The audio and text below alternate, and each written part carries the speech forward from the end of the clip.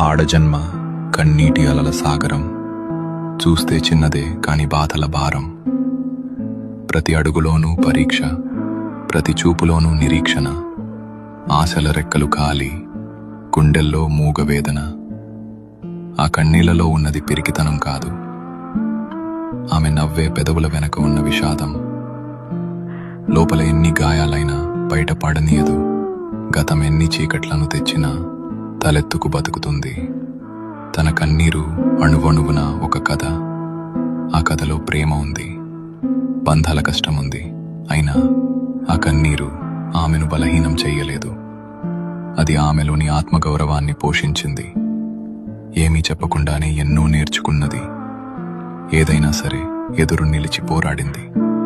ఆమె బాధ ఆమెకు ఒక ఆభరణం, అది ఆమె గర్వం, ఆమె నిజమైన అందం.